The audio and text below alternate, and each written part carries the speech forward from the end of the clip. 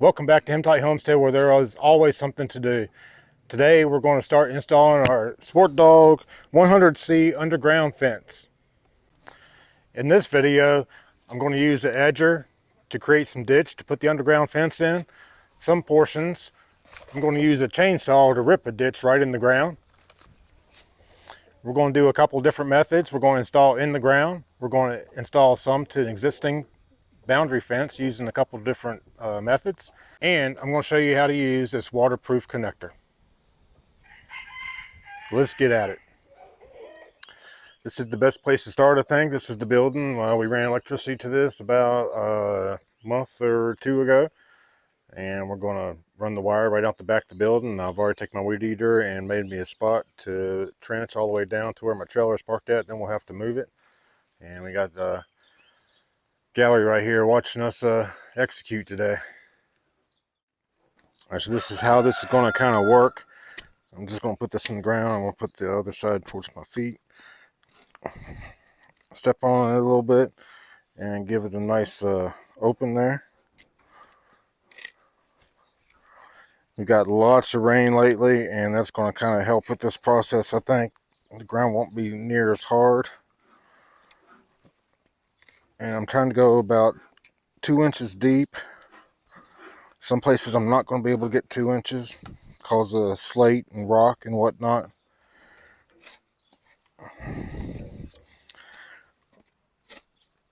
Yeah, like right there is a good example. I didn't get an inch there probably.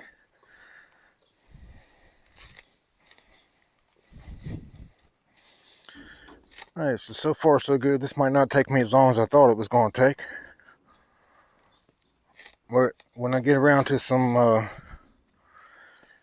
areas in the pig pastures, I've got some messes to clean up around where this is going to go. So that'll delay the process a little bit too.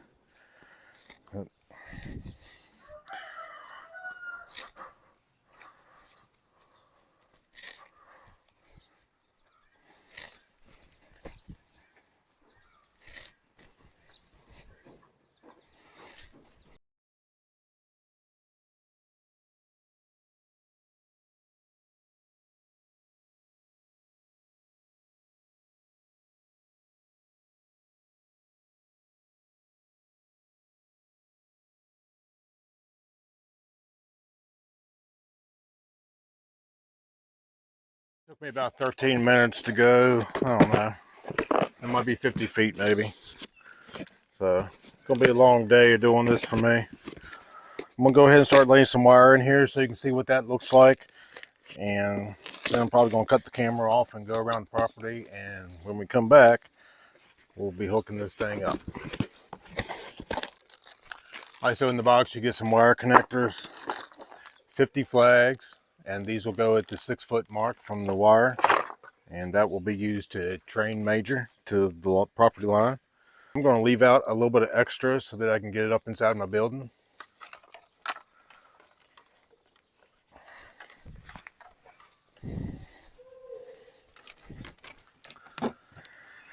And that looks like plenty there. Now I went through my tool shed and got a couple different options to push this down in the hole. I got a scraper here. It's about 3-inch wide blade. Chisel is about 2-inch, 2.5-inch wide blade, and then this is like a mixer for rubbing compound. I want to get something without a sharp edge because I don't want to damage the wire, but I didn't really have anything without a sharp edge, so I picked some things that were less sharp than other stuff in there. And I will just push it down with my fingers as best I can. Which seems to be working out pretty good. I did run into a few spots that I couldn't get very deep at all. I ran into slate and rock. So it won't be but like 1 inch deep in a couple places, but as long as it's below the ground enough that we won't mow it up and damage it, doing chores and things, driving over top of it, this should be okay. I'm going to leave this little hole open until we get it up and running, make sure there's no problems with it, and then we'll just come along here and step on it and get it in there. So I'm using one hand to keep the wire pretty tight and just shove it down in the hole with my fingers. Seems to be working out the best.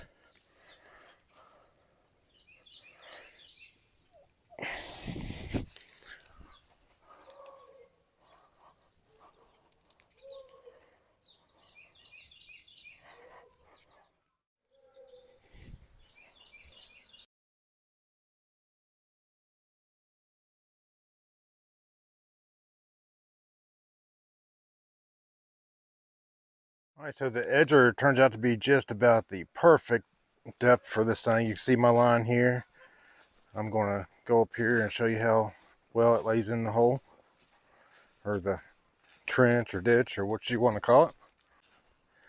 And just pull the wire out and then just shoved it down in the hole.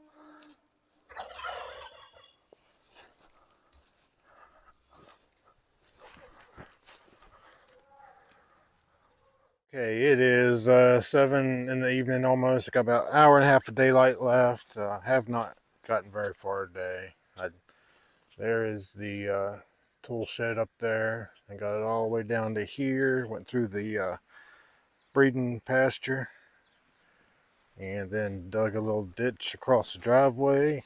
And I did have to run out and get this 3/4 conduit. I thought I had a piece left over from the last little electrical job, and I did not.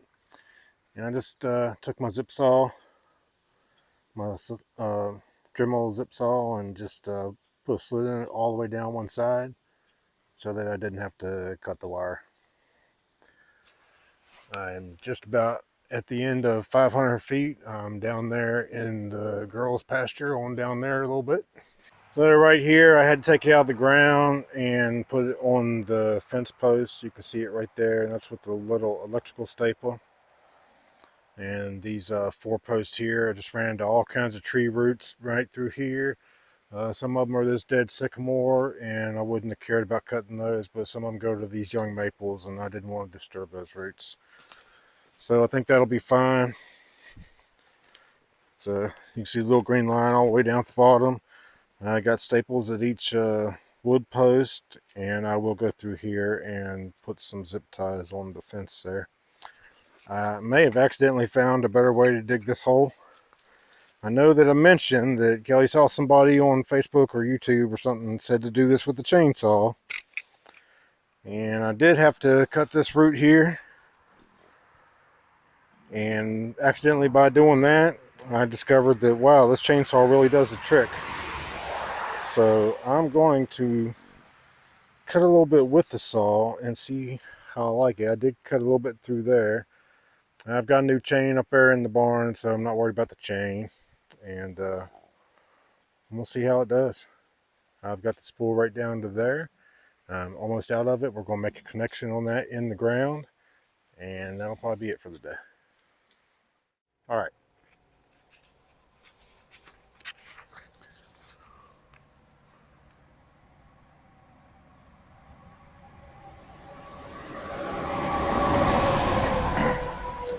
I'm running into a multitude of problems. There's tons of rock and slate all on this ground. So I've decided I'm going to cut a line to this tree right here and get the wire up on the tree about a foot or so, and then we'll go to the fence. So reading in the book, there is a fence installation application, and I knew that it was able to be done, but I didn't know that it was one of the recommended installations. So I think what I'm going to do is cut a line to this tree and then attach it to the fence all the way around. And, you know, that'll save me a lot of work. I think I'm going to go fence the whole way.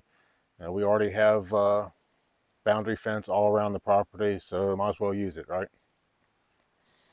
I am going to try and cut this with my chainsaw just so you can see what that looks like. So here we go.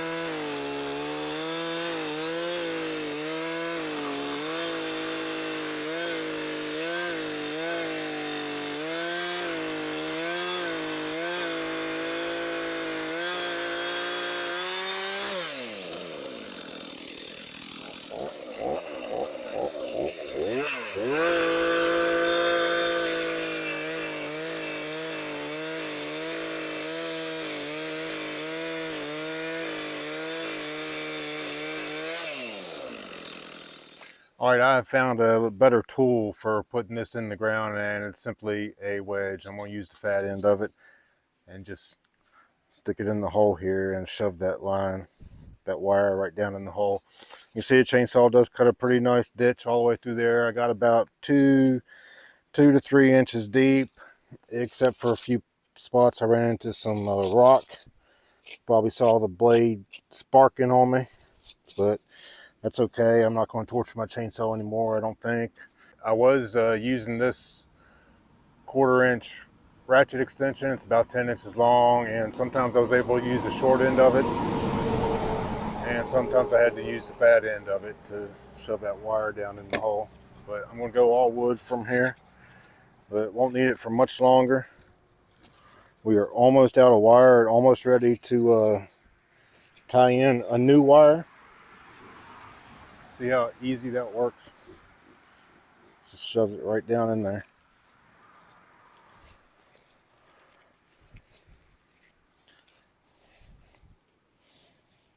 And I'm going to show you making the tie-in to the new spool. All right, I'm at the end of my first spool, and I'm going to make the tie into the wires. So I've stripped off a little bit more on both wires, and I'm just going to give them a little twist together. That's just my personal preference.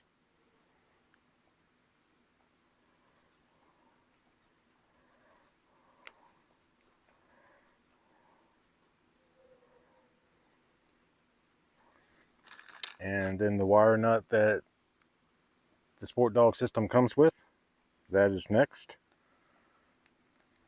Let's lock it on there real good. All right, give it a little tug to make sure it's locked in there.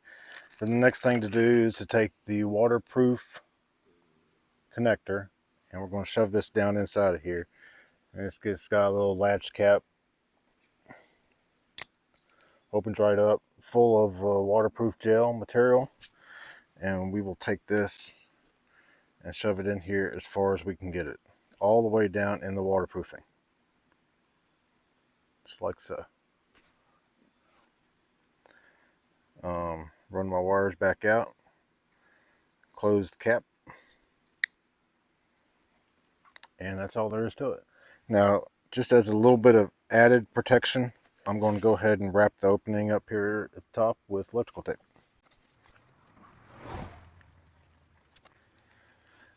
And again, that is a personal preference. It's not a required step.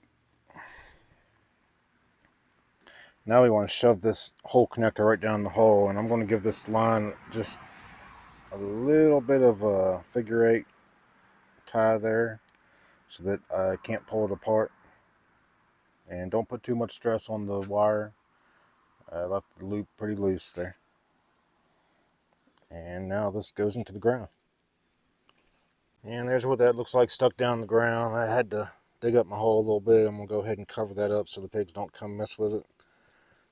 And my ditch continues this way over here to the tree, and I'm going to run my line over there and get it about a foot up the tree and put it in with the staple. Okay, I'm on my last run. I'm almost up back to where we started at.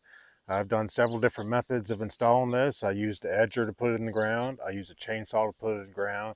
And then I attached it to border fence using zip ties. And the main reason that I use the zip ties is because I intend on that to be temporary. Once I clean up my pumpkin patches in the fall, I'll cut the zip ties off and put that in the ground. But here I'm going to do something a little bit different. The book recommends weaving it into fence. And again, I didn't do that everywhere else. I just used zip ties because I want to take that off the fence and put it in the ground later. But here, I think this is going to be permanent probably. And I have chosen that I'm going to weave it here. So here's what that looks like.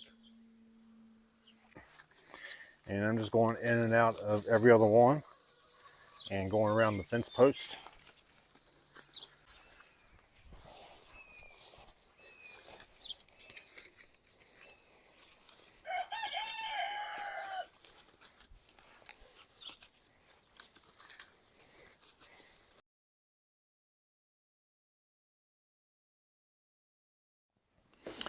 All right, we've got all the wire run around the whole property. I ran right at 2,000 feet. I got a little bit left on the last spool, so not quite 2,000 feet of wire. And this is the SportDog unit, and I'm going to mount it right here. I got 2 drywall screws up here in the wall, and they will go right into here. And this is right at 6 3/8 inches, so I just made me a line up there, and tried 3 times before I got it right. The wires go into here, pretty easy connection. You just flip this guy down right here and stick the wire in, and then the ground wire. Ground wire is not required for use, but recommended. I do not have any ground clamps. I am going to put a ground wire on it, but not today. So I've got my loop that runs away from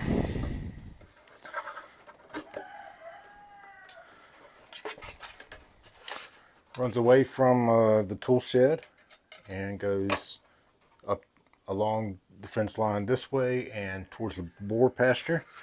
And I'm just gonna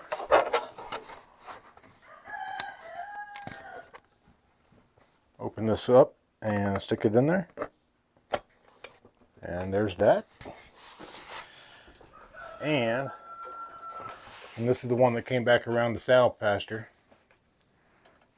and up here along the pumpkin patch. Same thing, just stick it in there. Make sure they're good and tight. I got me lots of extra wire in case we need to make any changes soon or at any time, and I'll just put these, and there it is. I'm going to tuck my wires down in here.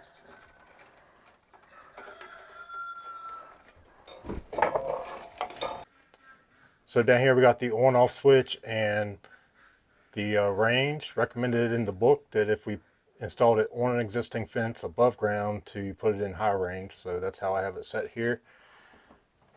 Indicators here, power and the loop, and then this is the boundary, which I currently have on 10. We're probably going to turn that down to 6, and we will talk about that at a later date.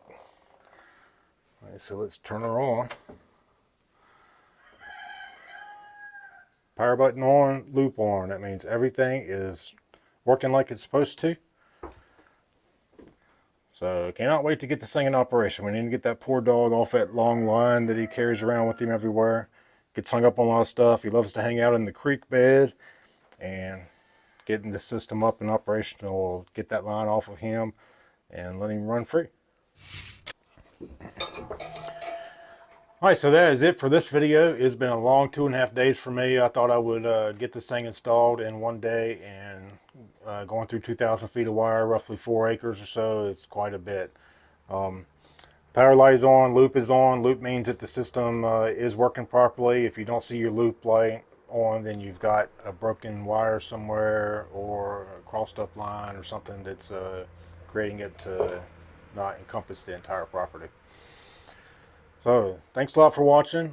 Coming up in a video soon, we will walk you through setting the boundary with the and marking with the flags. And thanks a lot for watching. Hit that subscribe button. Don't forget to look for Hematite Homestead on Facebook, Instagram, and TikTok. And we will see you next time.